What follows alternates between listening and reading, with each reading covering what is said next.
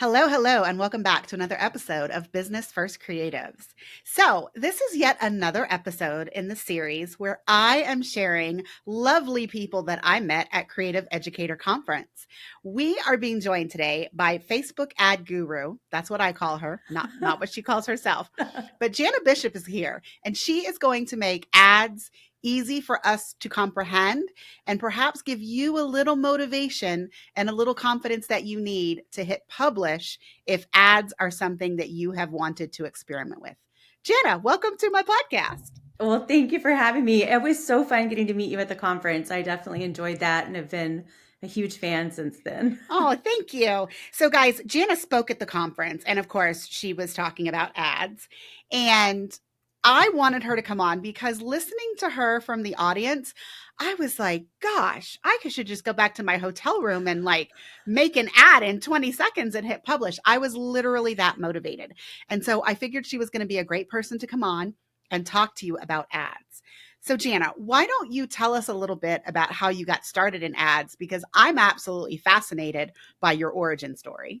Well, thank you.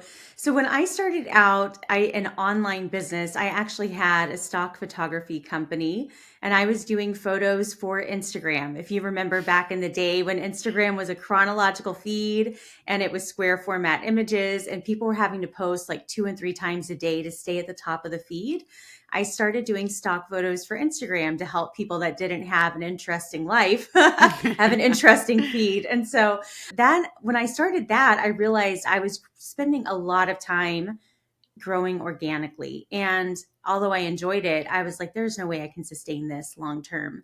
Well, fast forward a little bit, I created the presets to go with the stock photos. And I took a course online about ads because I thought there's got to be a better way than just showing up constantly. And that course opened up a whole can of worms for me. I didn't have a website. I didn't know what the pixel was.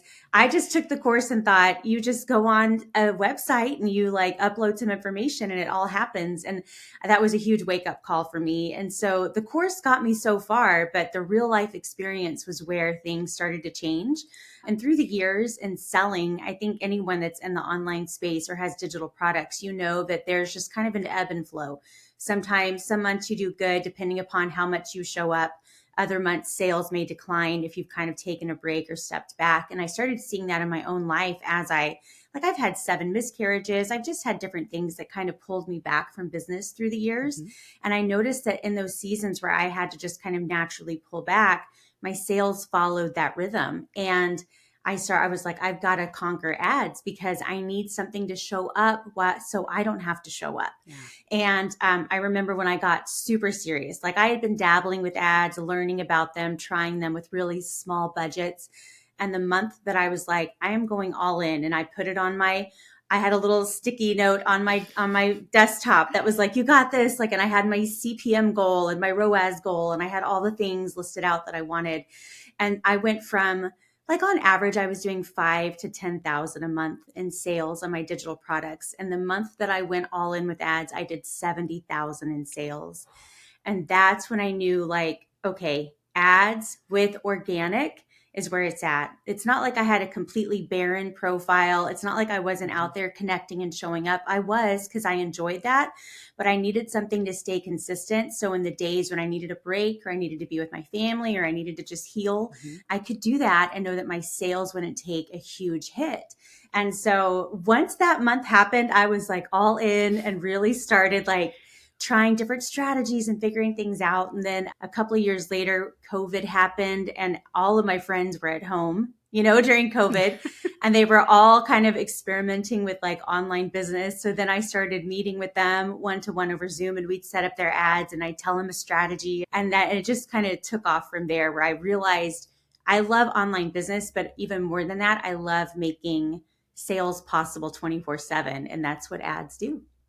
Well, and I feel like you're such a breath of fresh air because a lot, like if you asked me about like the ads gurus, and of course I am doing this in air quotes, I feel like they're all men and it's like mostly bro marketers. And so I feel like your perspective on how to make ads simple and possible for everyone is just something that people should pay attention to if ads Mhm. is a strategy that they want to try. Now, I totally feel you on the I can't show up on Instagram. I haven't been on Instagram in months, but the way that you said that, I can completely understand. And I think part of the problem, at least for myself, I will admit, is when you stop showing up organically, the hit that you take is not immediate because you are marketing today for the clients that you will probably get in 90 days. And that's not true of Right. ads, but that's definitely true of organic.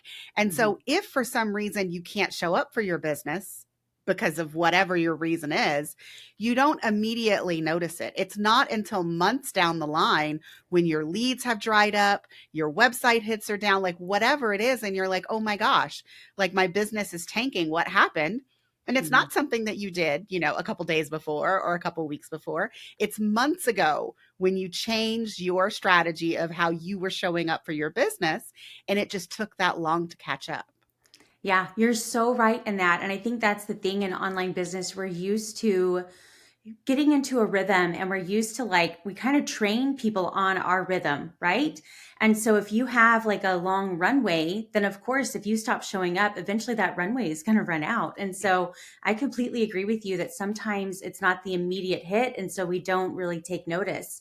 But there does need to be some type of marketing plan that can carry you through all the seasons of life. Yeah. And I mean, I used to think that was SEO because, of course, Yeah. SEO is a long term game. And once you publish the blog posts and they're out there in the ethos, people will continue to find you. But what a lot of people don't understand is that your SEO can also be like very tied to your organic marketing, in that if you're not showing up on Instagram or sending emails to your email list and letting them know about the content that you've published, yes, Google will eventually find it. Yes, Right. Google will eventually send people there, but organic is how you get people to see it now. And the SEO is how you get people to see it months, maybe years down the line. And so, again, it is still a combination of Mhm. like an immediate hit from organic and then whatever your long term strategy is. Yeah, absolutely. Isn't it funny how it's all intertwined? Like there's not Hmm. just one thing that we can pick and choose to do and know that it's going to carry us through. It is it's just a whole pie. It's all the ingredients. It is. And so now I feel like we're in a good position to kind of talk about ads because, yes, ads can give you that immediate hit. Because, hey, when you put an ad on Facebook or Instagram, or I mean, we're not going to talk about Google ads today, but ads in general, they bring in the immediate leads. Mhm. And yes, some of those people will become immediate buyers, but we're also adding them to our organic methods of marketing, whether that's, getting them to subscribe to your podcast or sending them email newsletters. The ads are what's bringing you additional traffic and more leads. So, what does that look like for the average creative when they first start to play around with an ad strategy? Oh my gosh, strategy is my favorite topic. So there's so many ways that you can go. And I think that's why as we're seeing more and more people begin to teach about ads, I am the biggest cheerleader of that because there's so many methods and strategies and ways that you can show up. But I think the biggest thing in the beginning, it's so intimidating. And a lot of times the advice that we'll hear, like you talked about the bro marketers, I was very much learning from bro marketers, 10 years ago. And it was painful because they were like, $1,000 a day, or they had these massive budgets. And I was like, I have $5 and we got to make this work. And so I always still feel that way with anyone that's starting with ads. I'm like, if you can't start for $5 or even $1, you're going to feel really overwhelmed and frustrated because the main hurdle that you have to get over in ads is getting onto the back end of the ads manager, feeling comfortable with hitting publish, and also that part of you that is maybe a little bit afraid to be seen. You have to kind of allow that some space and room to breathe too, because when you work with organic traffic, you tend to kind of get in this little bubble where you have your audience and you have the people that love you. And it's kind of like Yeah. bumpers, when you go bowling, you're safe when you put content out because they're going to kind of guide you along the way. But when you put ads out, I think we all know that people on the internet aren't known for being kind, They are right? not. And there's a little bit that you have to get used to of like, Am I ready to be seen? Am I ready to put myself out there? Do I really stand behind my offer? Am I able to articulate it and answer the questions that are going to come up and be patient with people as they learn? And so if you can just start with a couple of dollars a day, you kind of build on that ladder of believability. You climb it one rung at a time till you get to a place where you're ready to go, okay, give me all the strategies. Let me spend a huge budget. I always like really cheer on the people in my membership when they'll get on a call and they're like, I'm spending 20,000 a month. And I'm like, I know the work that it took to get there. That is not a number. That is an internal presence that you have to have and an ability to weather the storm. And like that just says so much about how hard they've worked to get there. So in the beginning, I want people to know you can absolutely run ads for $1 a day, $5 a day. My main hope is to get you comfortable on the ads manager and comfortable putting yourself out there to where when you get to the bigger and bigger budgets, it feels like a no-brainer. It doesn't feel so intimidating and scary. So I think the very first thing, if you want to dive into it, or if you have like a follow-up question, would be the pixel. So now it's called the data set, and that can be really confusing for people, but it's still the pixel. It still works like the pixel does.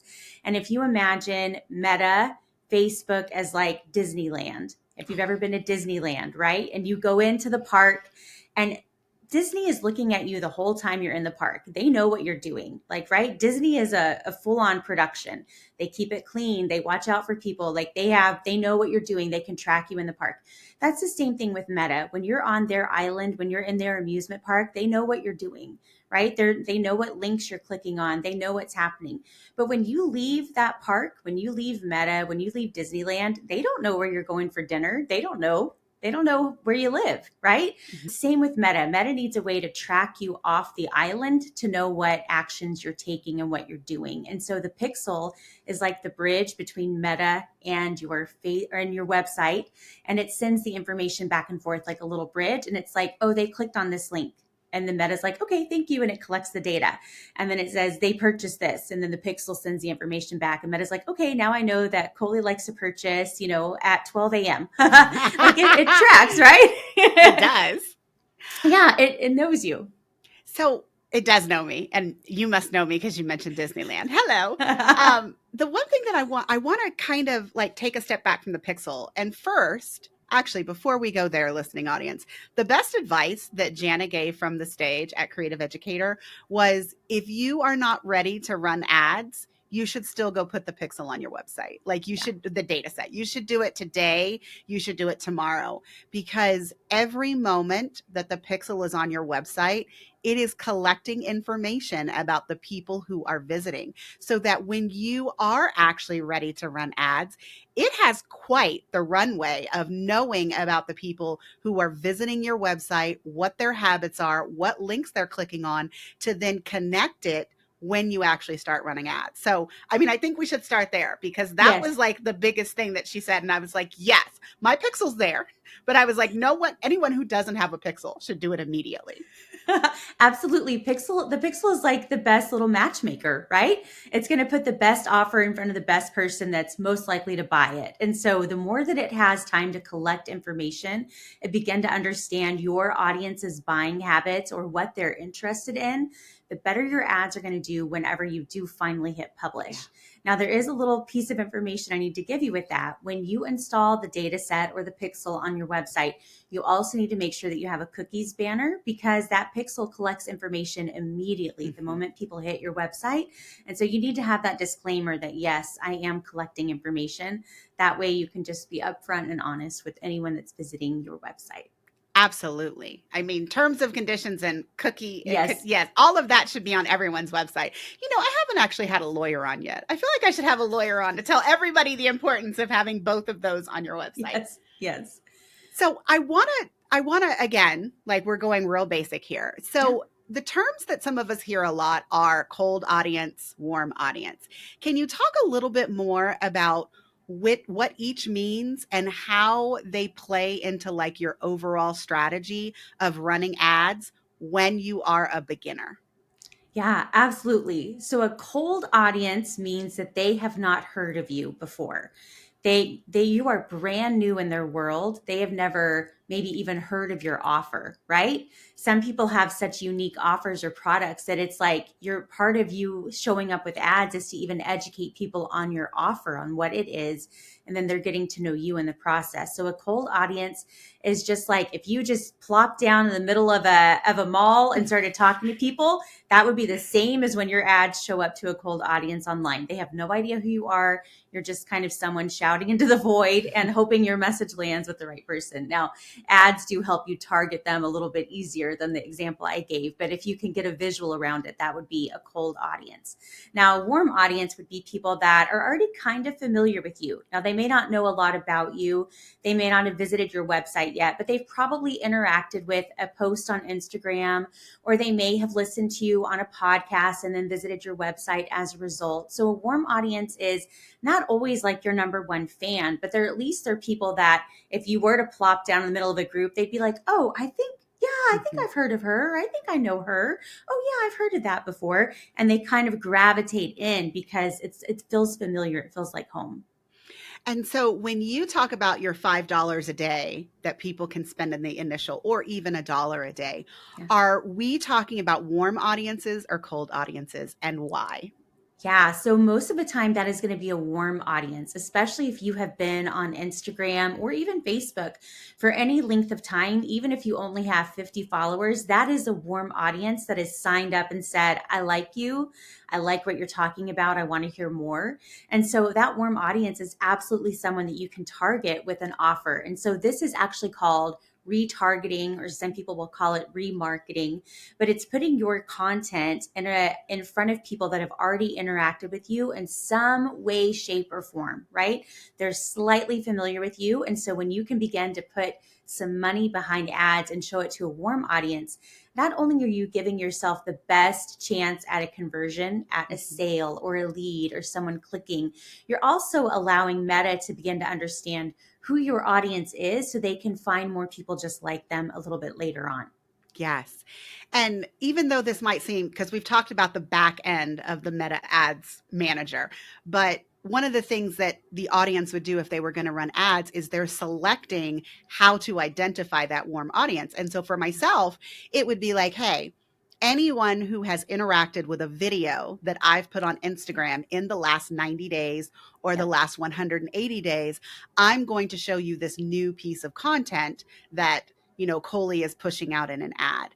And so not only is it perhaps leading them towards clicking or purchasing something, it's also a nurture tool because if Yeah. someone already follows you and they're already like looking at your content, we all know organically Instagram only shows your content to like 1% of the people who follow you. And so Yes. chances are even if you're really good about putting out your organic content, your organic audience is not seeing it. But when Meta is using your ads to re-show or to show your ads to your warmest leads, they are in fact now seeing your content when they might not have seen anything that you posted in your feed in like weeks. Absolutely. It is a way, and honestly, I think it's such a gift that you can give to people because you are staying in front of them in a way that is dependable and something that you can actually track yourself to see how well a message is hitting. Mhm. Because there's nothing like putting something out there and then not quite knowing if it's landing correctly. And then your audience can feel like maybe she doesn't understand us anymore. When you run ads and you can kind of test out a variety of messaging and creatives, you start to really lean into what your audience needs. And then what I found from the creatives and the entrepreneurs that I work with, a lot of times because of ads, because they get to that immediate feedback from their audience, they'll even begin to like shift and craft offers that are more in tune with what their audience actually needs. And so Mhm. I think that it's like a really cool way to, you're showing up, you're not being a nuisance. You're actually like, if you have a message and if you have a solution for people, the more that they can see you in action and the more they can hear about it and be educated on it, the easier it is for them to buy. I feel like we're giving them all the information they need ahead of time. So when it comes to plop down $37, $97, Mhm. they're ready because you've taken the time to educate them and nurture them along the way. So I think it's a wonderful thing.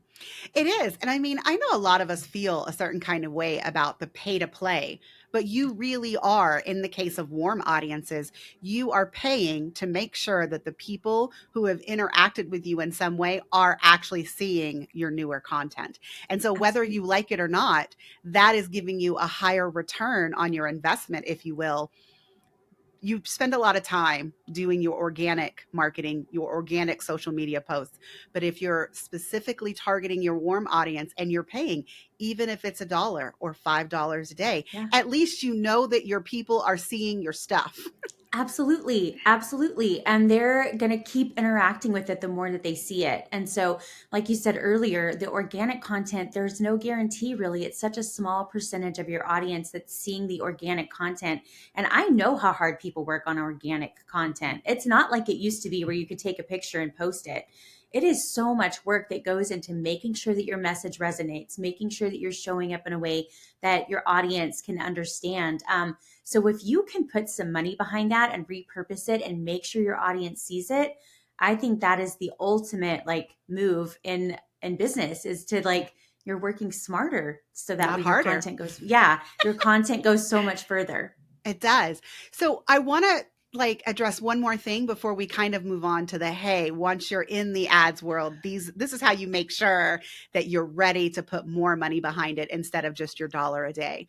But one of the lessons that I think I had to learn the hardest was that the same messaging that works for your warm audience does not work for your cold audience. So Jana, Absolutely. how do you help people, or how do you find that creatives are able to shift their messaging from the warm leads, the warm people that they're showing, into now, okay, I'm going to put my big girl pants on and I'm now going to try to bring in cold leads, people who have no idea who I am. And so it does take a little bit more education. But how do Yes. we get from here to there? Absolutely. And I feel like AI, ChatGPT is making it so much easier on us. Years ago, I would sit down and I'd write out my ad copy and I would have to keep in mind, okay, this is going to a cold audience or this is going to a warm audience. And with my cold audience ad copy, I would write it out like here's what I want to say and then I'd look back over it and I'd be like, how can I simplify it? So maybe I had two paragraphs. I'd be like, can I condense it a little bit more? Can I condense it a little bit more? And am I seeing words and phrases that the average person would know that they might be Googling or they might be talking to a friend about, right? Because when it comes to the topic of ads, I could throw out a whole bunch of jargon and you might be like, oh, she knows her stuff. But is the person that's going to buy my product impressed by what I know? Never. They want a solution. They want to know, like, oh, she gets it. She understands. Like, if I threw up an ad and I talked about CPM and all this stuff to a completely cold audience, they would just keep scrolling because they immediately feel dumb. Right? I know because I was that person. I was the one trying to find all the things about ads when I first started, and I felt so stupid. And I even remember that when I started in photography and people would talk about Kelvin and white balance. And I was like, what the hell? I don't know any, where do I freaking click the thing? Where do I point my camera? Like, let's Mhm. start there. And so I always try to dial it back and go, okay, can I condense it further? Can I make it even easier for someone to understand? So the easiest hack is going to chat gpt write out or I voice note chat gpt all the time and then I'll say like condense it to a first grade reading level, like let's go really basic.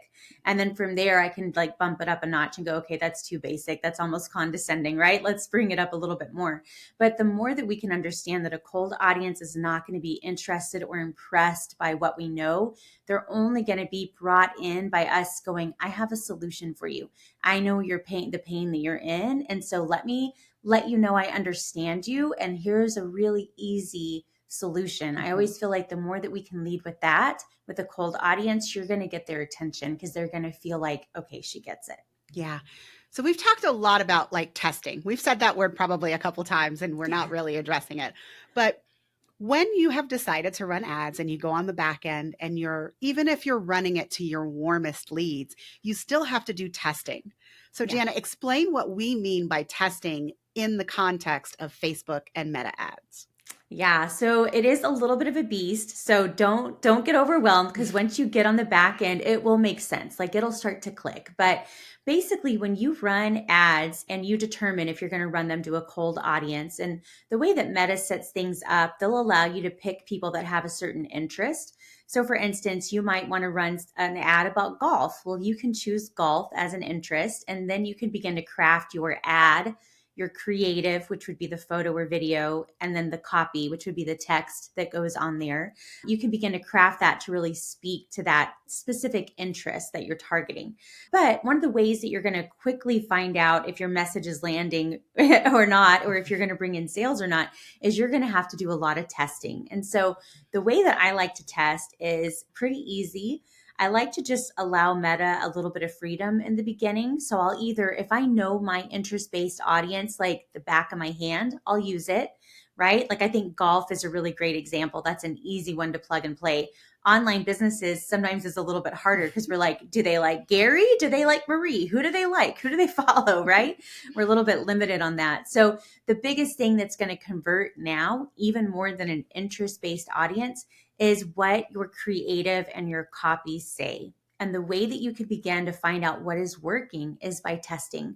So when you set up your campaign, you get to choose your objective. You get to tell Meta, I only want to bring in sales. And that's the most expensive Mm-hmm. objective to do. And so I don't like for people to test at the sales level because it costs a lot of money. I like for people to test at the traffic level. And when you start a traffic campaign, all you're doing is you're telling Meta, if somebody likes to click on links, if they like to click on ads, show them my ad. And that for me is how I test because I'm like, if I can't get the audience that likes to click on my ad, Mm-hmm. I'm doing something wrong. My messaging is off. So I like to set up a traffic campaign. Then the ad set, let's just leave it open, right? If you only market to women, choose women. If you know your product or offer is for a certain age group, choose the Choose age that. group, but don't worry about the interest right now. Let's just leave it open. And let's go straight into the ad creative. So it goes campaign, ad set, ad. And let's make it a goal to get 3 to 5 ad creatives in there that you can test. And so you're going to put your budget at the ad set level. And I'd say do like $5 a day if you can, right? And that way we can run those 3 to 5 ads and really see which one is going to get the most link clicks. Let's make it as easy as possible. We told Meta only show these ads to people that like to click on ads. And so the metric we're going to look at is go, did people click on the ad? And then out of those 3 to 5 ads, which one got the most link clicks? Once you see that, you can step back and go, okay, why did that one get the most link clicks? Is it because of the image or video? Is it Mm-hmm. because of the copy? Like, what about it got people's attention, right? And so once you start to do that, you're going to feel so empowered because you're actually going to see the numbers on the back end and you'll see that one got 10 link clicks and this one got 2. Like, Meta just tells you Mm-hmm. this one's the best one. And it makes it so much easier. So I like to test at the traffic level, but you'll test all throughout. You'll test at the sales level. You'll run those tests. But with the beautiful thing about Meta, and I feel like it's just such a gift that they give to us, is all the metrics. They don't have to be confusing. They can be super simple, right? Mm-hmm. Did that one get sales? Put more money on it, Yeah. right? Let's just boil it down and make it as easy as possible. Now, I do feel like when people are thinking about the different kinds of ads that you can run and you say traffic, of course, you and I understand traffic is when someone clicks and it takes them to your website or whatever URL you're sending them to. That is what it's tracking. But just because someone clicks on your link doesn't necessarily mean that they're going to go to your website and immediately buy something. So I know a lot of people in the beginning, when they don't understand that, they get very disappointed. They're like, oh my gosh, like 100 people clicked this.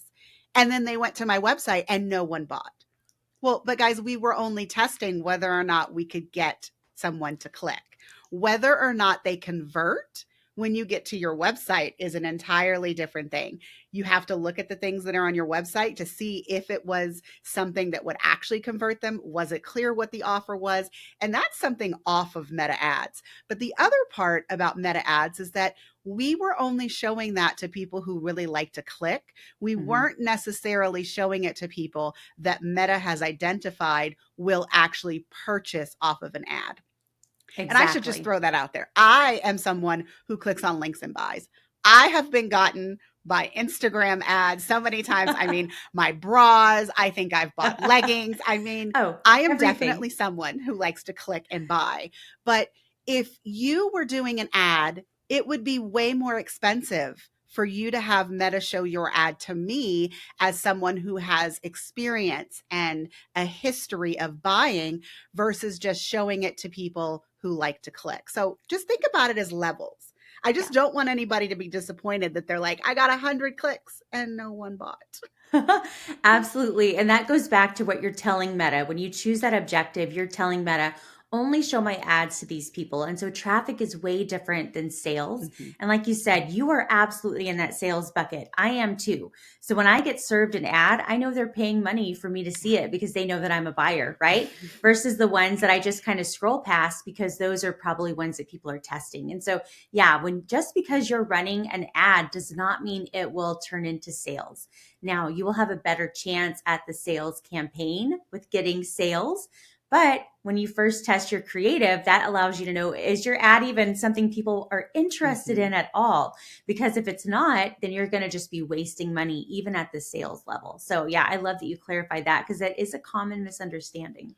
It is. And I mean, I just feel like people are like, oh, well, then ads are not for me. And I'm like, Right. but no, like you were just getting traffic.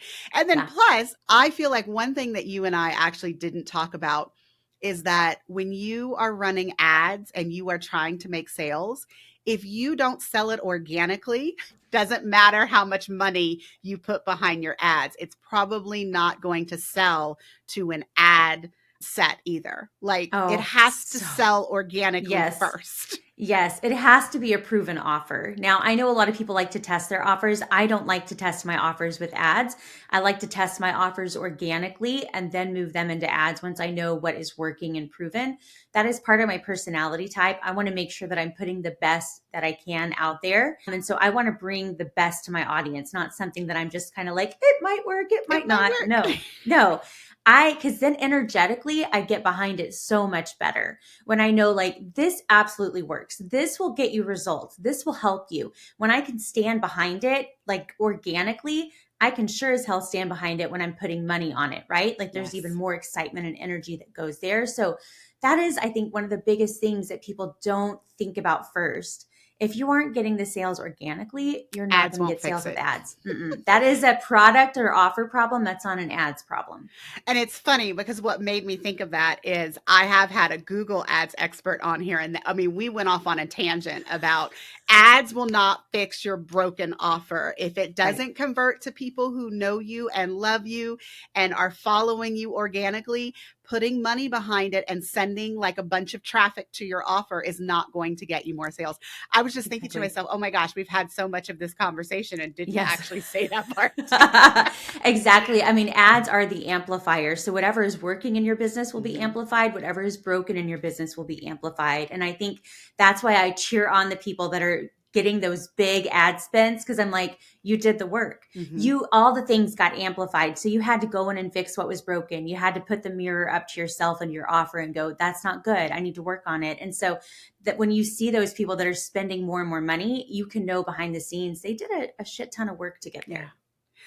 The other thing that I feel like we should maybe address as like the elephant in the room is I feel like there's a lot of people that think they should only run ads to cheap offers and that ads don't work for more expensive offers. And so, as the ads expert, I'm going to let you hit that first, and then I'm going to come behind with my very strong opinion. Oh, I can't wait. I love this. So, here's my idea when it comes to ads is that we are oftentimes marketing to an impulse buyer, people that are scrolling late at night or that want an immediate solution. And so, a lot of times, an immediate solution for them might be packaged in a higher priced offer, but you're not going to get that impulse buy. And so, I think that's where we have to understand what are we actually marketing and what are the results that you want. If you have an offer that's thousands of dollars, absolutely run ads to it, but you don't expect that you're going to get sales on the daily Mhm. because people need a little bit of time to think about it. That's why lower priced offers tend to do better with ads for a market that wants that daily turnover, right? Mhm. Because they're hitting that impulse buy. And so there's beauty in both. I know when I first started with ads in an hour, that was like a one-to-one Zoom call that I would do. And those hour calls were $497. Mhm. And I ran ads to that. And I still have a waiting list of 700 people that I sold to with ads. So not a waiting list of people that bought, but a waiting list of people that signed up because Yes. for them, that was not a big deal. The 497 wasn't even a barrier, Mhm. right? So it's just kind of knowing, is your offer something that people want to spend the money on? And is it an impulse buy or not?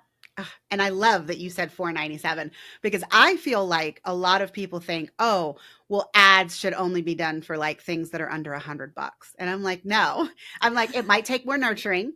It Yeah. might take a different kind of campaign. It might be that you are really using your retargeting because if someone is, brought in by something that you've put up that's lower ticket, chances are you're going to move them up to be Yes. ready for a $497 Yes. call.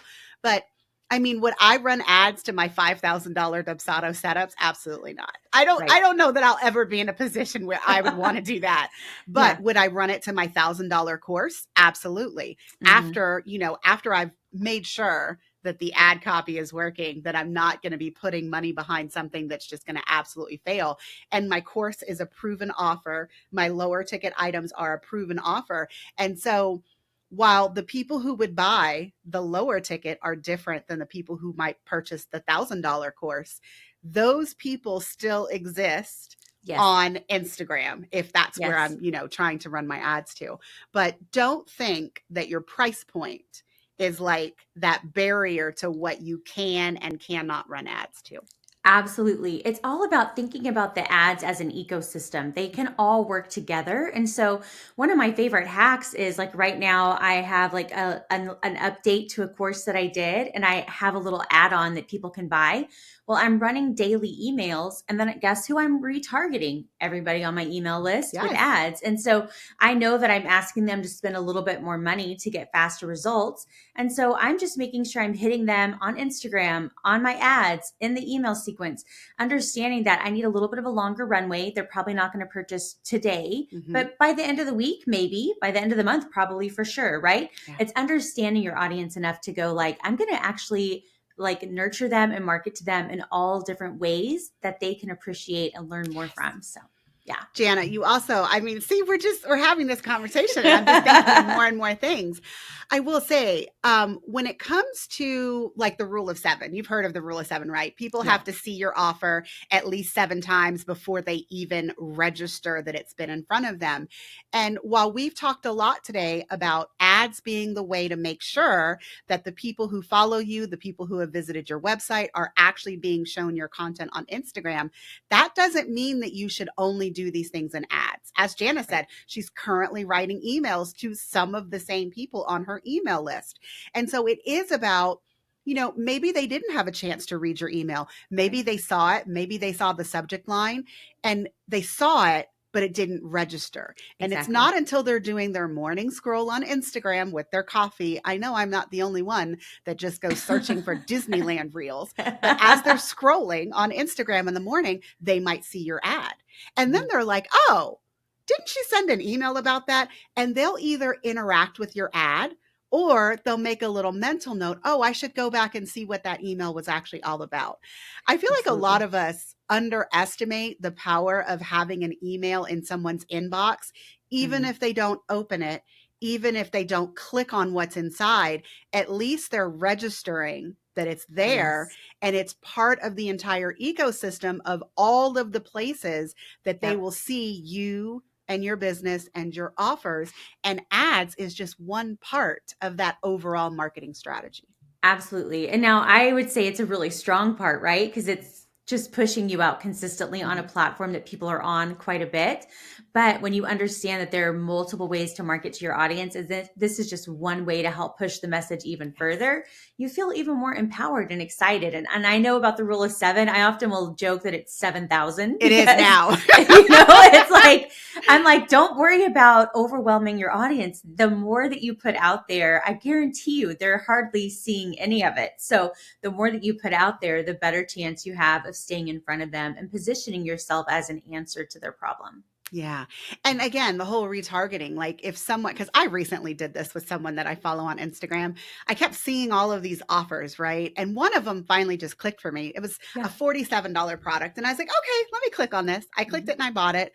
And then it was a combination of seeing the other things inside of her course platform, Yep. her sending direct, what I would call retargeting in quotes, emails to get me to buy something else. And then I started seeing more and more retargeting Mhm. ads on Instagram. And now I'm in something where I'm paying $97 a month. Yes, yes, that's And exactly how it she works. has higher ticket programs. And might I eventually get one of those? Probably. But it all Probably. started with me seeing an ad of someone that I had absolutely I mean, I was definitely part of her cold audience. I had never Yes. heard of her. And Yeah. now, she's got me for $100 a month. And I think it's well, we'll see how much she gets out of me in the end. We need a tally. We'll have to do a follow-up and you go, this is how much I ended up This is how much spending. I've given her. Yeah. Yes. It'd be so fun to actually talk to her and ask her how much it costs for her to attain you as a client or as a Mm, customer. cost That's of always interesting. acquisition. Yes, that's Yes. always interesting because it is a long game. And that's what I like to remind people about is don't be intimidated by spending ads and kind of liquidating your ad spend on the lower ticket offers. So if it's $27 offer and it takes $27 to get them in your world, it's well worth it because now they're on your email Breaking list even. and now Meta knows they're a buyer and you're going to have more offers that they're going to buy. And so it's that lifetime value that people often don't think about when they start running ads. Like I have a list now of over 17,000 people that I can email about different ad offers that I have. And that's a very, very warm audience for me. And so the ability for me to continue making money as I create more products around ads just compounds over time. So I think there's just a really cool little piece in there for people to understand that like it's okay even if your ads break even, there's a lifetime value there that you're going to tap into.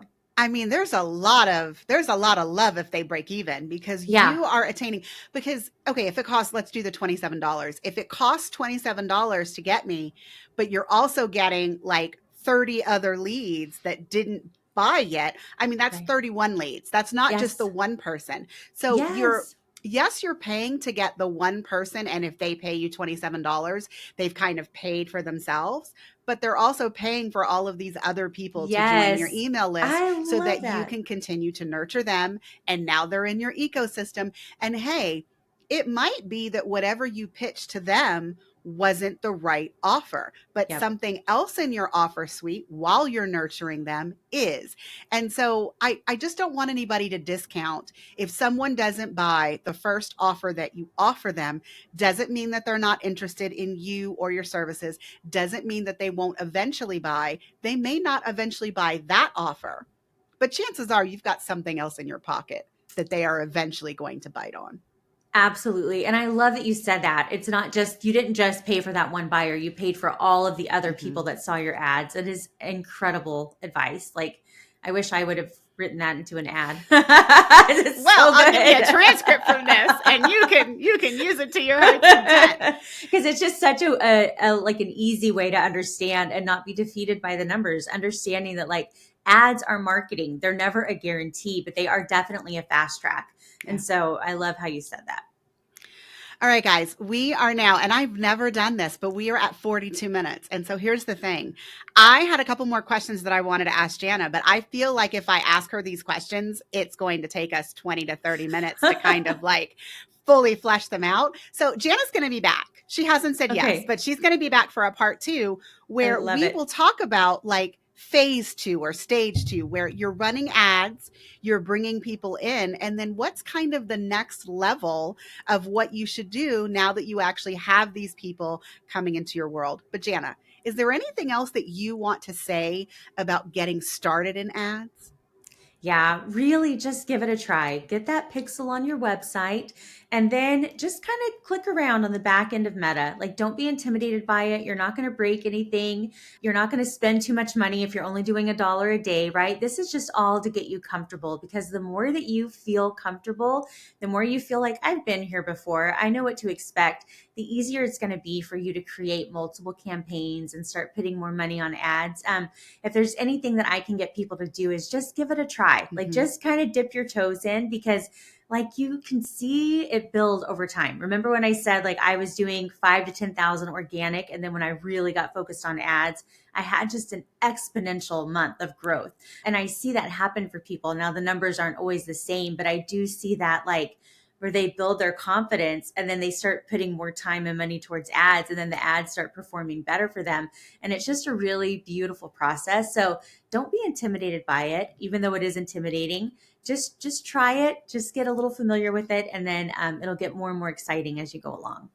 And guys, I'm going to do a little pitch for Jana. She has a boot camp that is a digital Yeah. product that you can buy. She has a membership, and all of those things are going to be linked in the show notes to where you can check them out, so that if you feel like you need a little hand holding in the beginning stages of getting, yourself comfortable with ads, hey, Jana is amazing. And now that you've heard her speak and you can see how amazing she is too, maybe she can help you start your ads journey.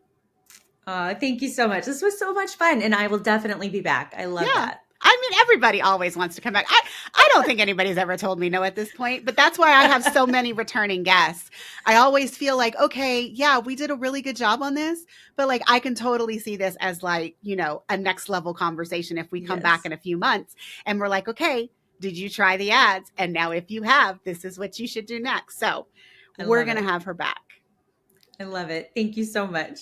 All right, guys, I hope that this has just given you a little insight and perhaps a way to reframe how ads can work in your marketing ecosystem for your business. But that's it for this episode. See you next time.